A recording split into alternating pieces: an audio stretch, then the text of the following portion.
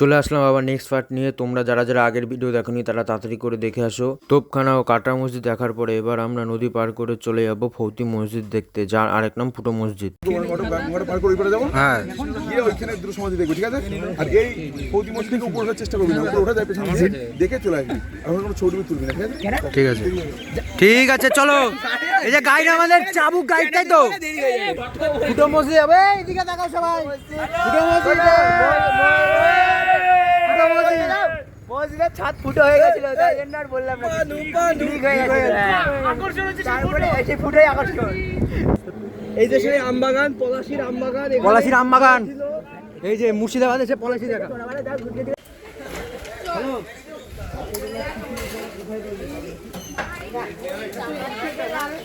এই চলো চলো সবাই চলো।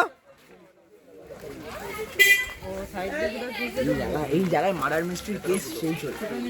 এইসব ফুটো মসজিদের একটা বাঁশ বাগান, বাঁশ বাগান, বাজারে দিদিটা দাঁড়িয়ে আছে। এই তো দাদা। ক্ষতি হয়ে গেলে কর্তৃপক্ষ দায়ী নয়।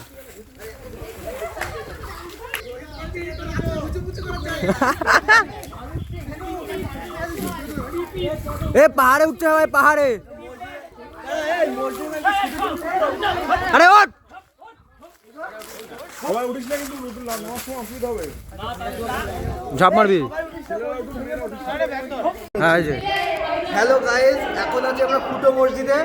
এই যে সারিবদ্ধভাবে ফুটো আছে, এই যে সব থেকে ছোট ফুটো 200 টাকা, এটা মনে হয় 150, ওই যে ওদিকে 50 ফুটো, এই যে বড় বড় ফুটো আছে এখানে।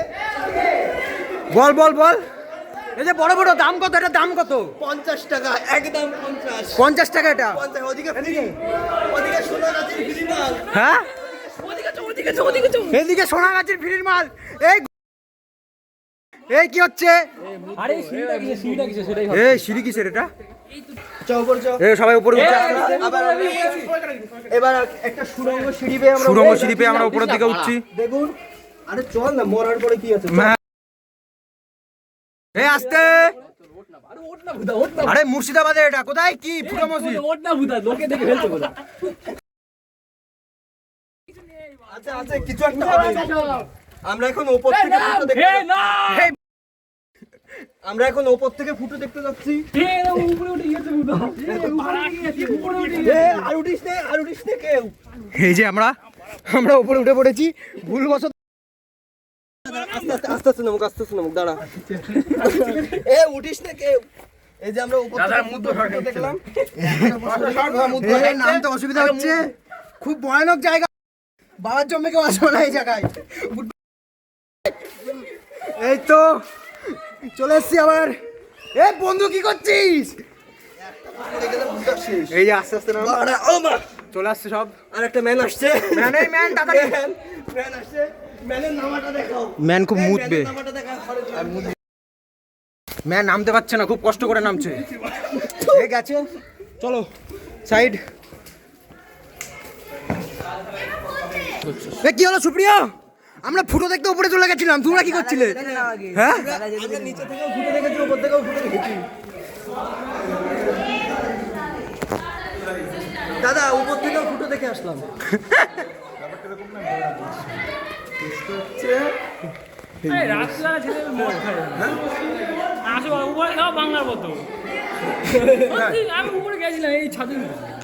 রাত্রে মদ খায়, রাত্রে মদ খায়। হ্যাঁ, জায়গাটা সুন্দর না, ঠান্ডা পরিবেশ। চলে আসবে, বিছানা নিয়ে চলে আসবে। দেখো, আর কিছু বলো? বলার কিছু নেই। মসজিদটা এরা যেটা বললো সবাই এক রাতে তৈরি, এটা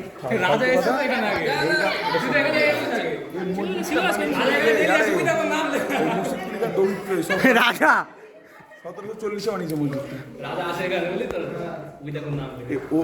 এই লোক মসজিদ যখন বানাচ্ছিল, গিরিয়ার একটা যুদ্ধ হয়েছিল। গিরিয়ার যুদ্ধে মানে টপকে গেছিল, বলে শহীদ হয়ে গেছিল, মসজিদটা আর বানানো হয়নি। তো আমরা যেরকম বলি না, মানে শহীদ, তোরা মৃতকে ফরাসি ভাষায় ফৌত বলতো, ফৌতি, তাই থেকে নাম হচ্ছে ফৌতি মসজিদ। এখন ওই ফৌতিটাকে বাঙালিরা ফুটো মসজিদ বলে। ফৌদি মসজিদের আরেক নাম ফুটো মসজিদ। মসজিদ বলে ফৌতি এই কারণে, ফৌতি মানে যে মারা গেছে শহীদ, মানে শহীদ মতলব মৃত ব্যক্তি, ওগুলো গিরিয়ার যুদ্ধ মারা গেছে বলে মসজিদটা কমপ্লিট করতে পারে না। এই জন্য আমার ফৌজি মসজিদ লোকে বলে এক রাতে বানিয়েছে, কোনোদিন সম্ভব না। এক রাতে তোমার মসজিদ হচ্ছে সেই সময় গিরিয়ার পুরো জায়গা ঠিক আছে। আমাদের গায়ে দিব্যেন্দু, আমরা এখন এই যে ঘাম ঝরছে দেখতেই পাচ্ছ। ফুটো মসজিদে এসেছি, ফৌজি মসজিদের আরেক নাম ফুটো মসজিদ। সব বলে দিলাম। এদিকে আমাদের সব সদস্য একবার ঘুরিয়ে দেয়, সদস্যকে সব দেখিয়ে দেয়। মালটা বানিয়েছিল সরফরাজ খান, কে বানিয়েছিল? দৌহিত্র, ওই লোক গিরিয়ার যুদ্ধে মারা গেছে 1740-এ। এটা তৈরি উইকেট কিপার ব্যাটসম্যান ওরকম গিরিয়ার যুদ্ধ যখন মারা যায়, পাশে পাশে মৃত লোক করছি, ওই জন্য নাম হয়ে গেছে ফৌজি মসজিদ।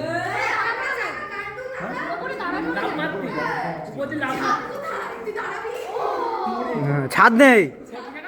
এমনি বলেছিলাম, এমনি বলেছিলাম কালকে রাত্রে।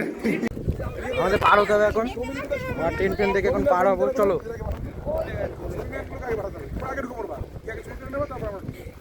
ওইতো দাদা, একটা ফোন, একটা ক্যামেরাম্যান, 6 জন মানুষ। হ্যাঁ, তুলতে তো টাইম লাগে। একটা ক্যামেরাই ভালো লাগে। এই যে ট্রেন লাইনের ওপর চলে এসেছি, সে মুর্শিদাবাদের বিখ্যাত ট্রেন লাইন।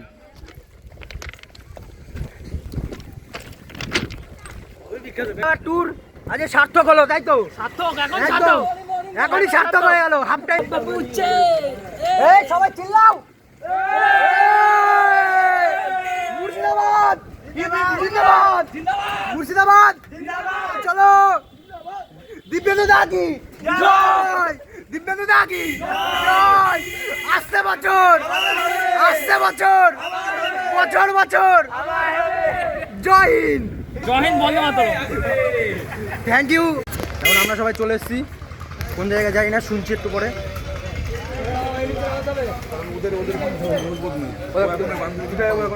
এখন আমরা যাবো কোচবাগ রোশনীবাগ, পার হলে হিরাঝিল।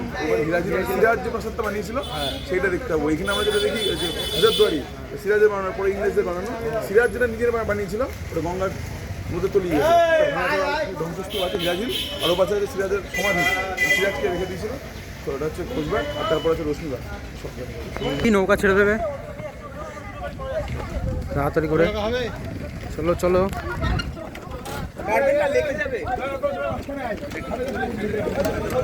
ভাই ছবি পড়ে তো ওই ঘাটের ধারে গিয়ে একটা কেউ কিছু হয়ে গেলে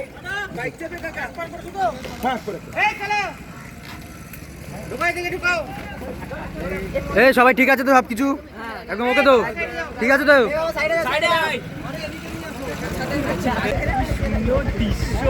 এই যে দৃশ্য, এরকম দৃশ্য দেখতে হলে, এরকম দৃশ্য দেখতে হলে তো আপনারা দীপেন্দু বিশ্বাসের সঙ্গে কন্ট্যাক্ট করুন। দীপেন্দু বিশ্বাস আগে হ্যাঁ সাবস্ক্রাইব করুন, একদম আমার চ্যানেলটি সাবস্ক্রাইব করুন।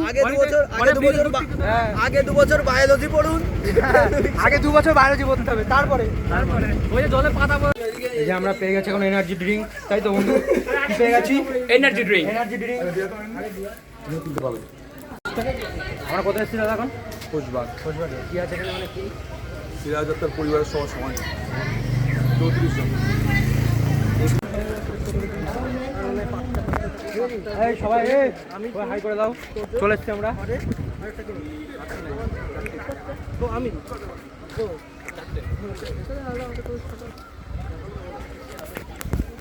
এই যে আমাদের পুরো গ্যাং আসছে আস্তে আস্তে।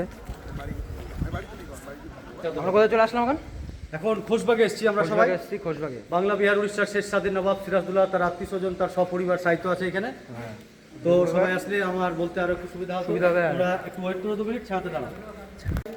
যে জায়গাটিতে এসছেন আজকে এখন খোশবাগ, এটা আলিবর্দী খাঁ সিরাজদৌল্লার দাদু 1740 সালে নির্মাণ করেছিল এই জায়গায়। কিন্তু ইতিহাস বলছে তখনকার দিনে খোশবাগে বিভিন্ন ধরনের গোলাপ ফুলের চাষ করা হতো। গন্ধে সুগন্ধে সবসময় পরিপূর্ণ থাকতো এই জায়গাটি। তাই এই জায়গাটির নাম রেখেছিলেন খুশবুবাগ। খুশবুবাগ নাম অনুসরণে বর্তমানে এই জায়গাটির নাম হচ্ছে এখন খোশবাগ। এই খোশবাগের সাহিত্য আছে বাংলা বিহার উড়িষ্যার শেষ স্বাধীন নবাব সিরাজদৌল্লা এবং তার সপরিবার 34 জনের কবর আছে এখানে। তার ভিতরে 32 জনকে নৃশংসভাবে হত্যা করে প্রত্যেকের কবর এই খোশবাগে করা হয়েছিল। কিন্তু এই কবরগুলো এগুলো কিন্তু সব ব্রিটিশরা করেছিল। এই খোশবাগে একটি কবর করেছিলেন যেটা সিরাজদৌল্লা, সেটা হচ্ছে ওনার দাদুর সমাধি। বাদ বাকি প্রত্যেকের কবর খোশবাগে ব্রিটিশরাই করে। কিন্তু ইনাদের পরিবার অ্যাকচুয়ালি এত বড় ক্ষতি হয়েছে, এই ক্ষতির মূলই হচ্ছেন সিরাজদুল্লাহর মাসি ঘসিটি বেগম। মানে আলিবর্দিকার কোনো ছেলে ছিল না, আলিবর্দিকার 3 মেয়ে ছিল, তাই উনি ছোট মেয়ের ছেলে সিরাজদুল্লাহকে বাংলার উত্তরাধিকারী হিসাবে ঘোষণা করেছিলেন। তাই এই বিষয়টাকে মেনে নেননি তখন ঘসিটি বেগম। তাই ঘসিটি বেগম তখন জগৎ সেনের সাহায্য নিয়েছিলেন। এবং মির্জাফর তো ছিলই, ধরুন রাজবল্লভ থেকে শুরু করে উমির চাঁদ, এরা প্রত্যেকেই সিরাজের বিরুদ্ধে ষড়যন্ত্র করেছিল, যার ক্ষেত্রে 1757 সালে পলাশির যুদ্ধে সিরাজদুল্লাহ পরাজিত হলো। দিয়ে এনাদের পুরো পরিবারটা একের পর এক ষড়যন্ত্রের শিকার ব্রিটিশদের হাতে হয়েছে। যারা যেরকম ভাবে মারা গেছে তাদের কবরগুলো প্রত্যেকের কবর এখানে পাট করে 5 থেকে 6 পাটে ব্রিটিশরা করেছে।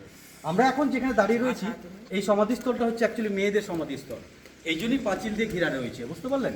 সর্বপ্রথম যে মহিলাটির কবর দেখছেন এই কবরটি হচ্ছে আলিবর্দিকার ওয়াইফের সমাধি, মানে সিরাজদুল্লাহ দিদিমার, এনার নাম হচ্ছে সারিফুন্নেসা বেগম। দ্বিতীয় নম্বর সমাধি সিরাজের বিরুদ্ধে যিনি ষড়যন্ত্র করেছিল ঘসিটি বেগম, সিরাজের মাসি। এবং পরবর্তী যে কবরটি দেখছেন উনি হচ্ছেন সিরাজদুল্লাহর মা, ওনার নাম হচ্ছে আমিনা বেগম। আপাতত এখানে 3টে, আসুন বুঝতে পারলেন। এই যে একটি কবর, একটি 3টে কবর এখানে। 1757 সালে পলাশির যুদ্ধে নবাব সিরাজউদ্দৌলা হেরে যাওয়ার পর নবাব সিরাজউদ্দৌলার মিসেস লুৎফান্নেসাকে নিয়ে উনি মুর্শিদাবাদ ছেড়ে বিহারে পালিয়ে যাওয়ার একটা প্রস্তুতি নিয়েছিলেন। কিন্তু সিরাজদৌলার পালানোর যে ঘটনাটা এটা কিন্তু ব্রিটিশরা জেনে গেছিল।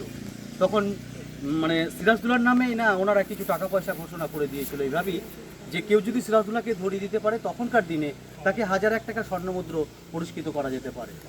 তো সিরাজদৌল্লাহ যে নৌকোতে যাচ্ছিল না, সেই নৌকোওয়ালাই টাকার বিনিময়ে ব্রিটিশদের হাতে সিরাজকে ধরিয়ে দিয়েছিল। ওনার কবর হচ্ছে এই কবর, এর নাম হচ্ছে দানিশ ফকির, যে সিরাজকে ধরিয়ে দিয়েছিল, দানিশ ফকিরের কবর হচ্ছে এটা। এবং ওনার পুরো পরিবার, এনারা ঠিক পরের দিন মির্জাফরের বাড়িতে পুরস্কার আনতে গিয়েছিল, তখন ব্রিটিশরা এনাদেরকে বেঈমান ঘোষিত করে তার পুরো পরিবারকে মেরে এখানেই কবর দিয়েছিলেন। কারণ এই বিষয়টা স্বাভাবিক, আজ তুমি সামান্য কিছু টাকার জন্য তুমি দেশের নবাবের কাছে এত বড় বেইমানি করেছো ওনার সঙ্গে, তাহলে আমাদের সঙ্গে তুমি বেইমানি করতে পারো, এই বলে তাদেরকে বেইমান ঘোষিত করে মেরে এখানেই কবর দিয়েছিলেন। ওনারই সমাধি, পুরো ফ্যামিলি।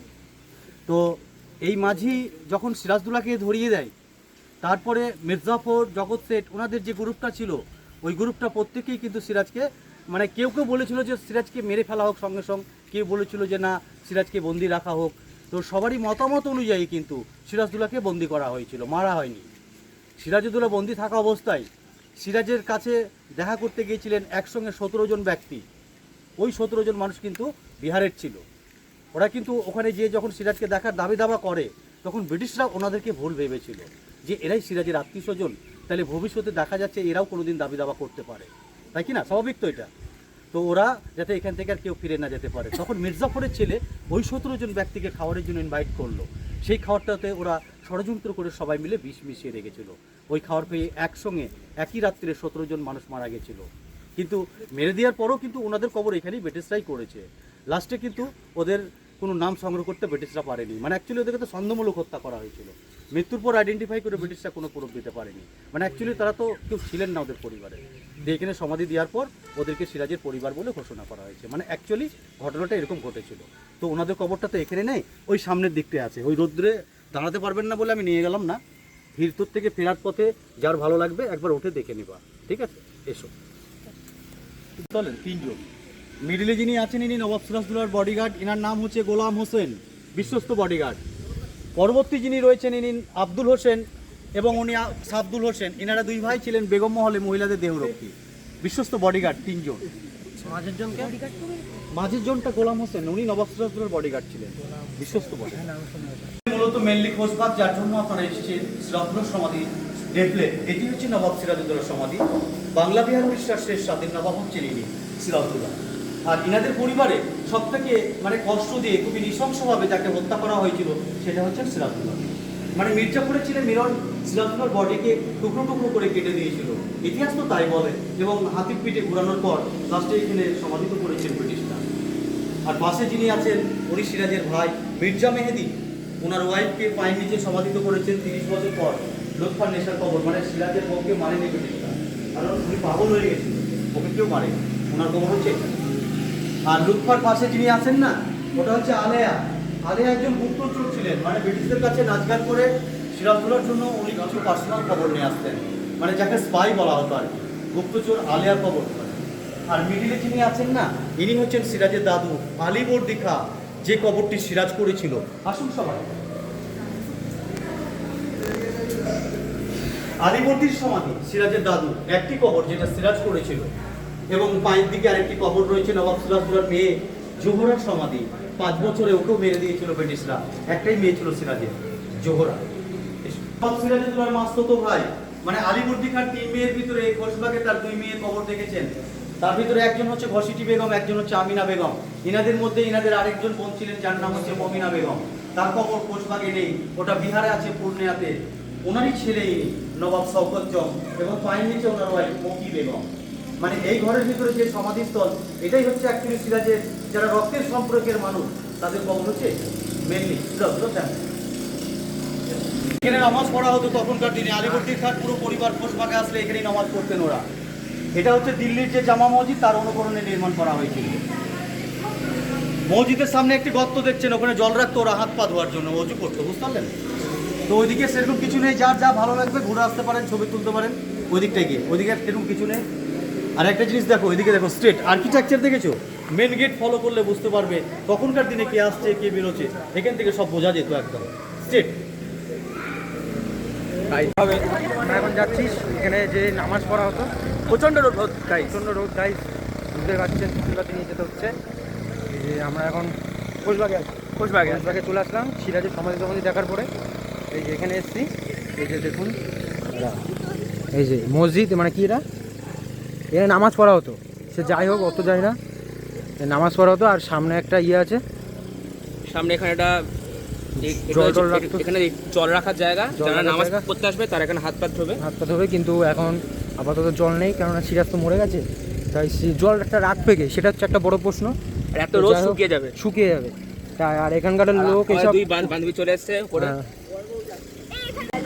এই যে এখানে নামাজ পড়া হতো, যে বন্ধ আছে হয়তো এখানে, আর এখানে হাত পা ধুতো। এই যে ঠিক আছে, চলো আমাদের মসজিদ দেখা কমপ্লিট। এবার আমরা বেরিয়ে পড়বো, ওইদিকে যাবো। আরো অনেকে অপেক্ষা করছে, চলো দেখা যাক। সিরাজের বউ ওই জায়গাটা, ওই যে উঁচু মধ্যে দেখছি না, ওখানে ব্রিটিশরা ঘর বানিয়ে দিয়েছিল একটা। সিরাজের বউ ওইখানে থাকতো, বহুদিন থাকতো। অনেক বছর পর কি হয়েছিল, মির্জাফরের ছেলে মিরন মালটা ওর সতীত্ব নষ্ট করার চেষ্টা করেছিল গোদা বাংলা। তখন নাকি সবাই বলে মুর্শিদাবাদের লোক, ওই ভিতরতে নাকি চুপ কর না তুই, মানে বিনা মেঘে বজ্রপাত হয়েছিল। মানে কোনো মেঘ টেক ছিল না কাছে। মানে ওর সিরাজের বউ বলেছিল আল্লাহ, মানে ওরা যা বলে ঈশ্বর তুমি থাকবে এদের বাচ্চা। সে বউ তো কেউ নেই, কাজটা ছেলেরা সেরকম মানে 2 নম্বরই করেছিল সাথে করার চেষ্টা করে। সেদিন কোনো আকাশে কোনো মেঘ টেক ছিল না, কিন্তু বজ্রপাতের ছেলে ওখানে মরে গেছিল। তারপরেও পাগল হয়ে ওইখানে থাকতো। পরে তো বললো ব্রিটিশরা এখানে ওই উঁচু জায়গাটাই সিরাজের বউ থাকতো। মানে লোকে বলে যে মানে হয় না, সে মানুষ যে মারা যাওয়ার পরও ভালোবাসে। সিরাজ মারা যাওয়ার পরও 15-20 বছর খালি সমুদ্রের এখানে বসে থাকতো, রোজ কান্না করতো।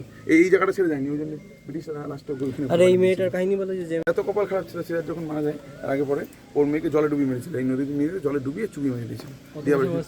5 বছর পরে সিরাজ তো মারা যাওয়ার পর ওর বডি মির্জাফর মারলো, মিরানোর ছেলে, মানে 7টা টুকরো করেছিল পিস। সিরাজের হাইট ছিল 7 ফুট। সিরাজের তরল আছে 1000 দূরে দিবি, এত বড় তরল। যে মানুষ তরল এত বড়, সে মানুষ আমার থেকে 1 ফুট বড়, কিন্তু ওর বডি কেটে 6-7 টুকরো করেছে, এইটুকু পিস করে ওখানে পোটলাই ভরে হাতির পিঠে ঘুরি ওখানে চাপা দিয়ে সমাধি দিয়ে দিয়েছে, যাতে সম্মান রক্ষা হয়। ওরকম বড় করেছে, আসলে ওর বডি এইটুকু হয়ে গেছিল।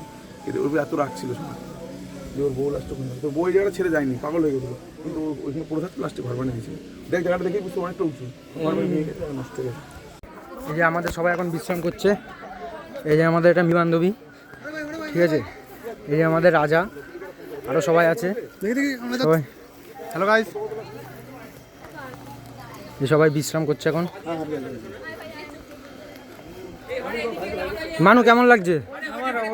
ওইদিকে ওই হাত দিয়ে ওইদিকে তাক। ওখানে খসিটি বেগমের গাছে পা দিয়ে আছে। ওরে বাড়া, অ্যাস্থেটিক ছবি তোলার জন্য রেডি হয়ে গেছে আমাদের বন্ধু, আমাদের বুবু বন্ধু। লাগছে ভাই, খুব ভালো লাগছে না। রোহিত ঠিক আছে তো সবকিছু? কালু কেন, কি হলো? একদম সঙ্গে আছি, সঙ্গে থাকবো। আপনার সঙ্গে তো কেউ নেই। এই তো ঠিক আছে তো? জিষ্ণু, এই জিষ্ণু চশমাটা তো করে বিরাট। রিয়ম কি আছে? বিদিকটা এদিকে অন্তর জুতো বাদ দিয়ে ব্যস্ত আছে, ঠিক আছে তো? এসব অন্তর আছে, তাও দেখ জুতোর ফিতে বেরিয়ে দিচ্ছে। ঘানের উপর দিয়ে সিরাজের প্রাসাদ দেখা যাচ্ছে। ভিডিওটি ভালো লাগলে একটা লাইক করে দিও, আর এরকম মজাদার ভিডিও দেখার জন্য চ্যানেলটি সাবস্ক্রাইব করে নিও। দেখা হচ্ছে নেক্সট ভিডিওতে।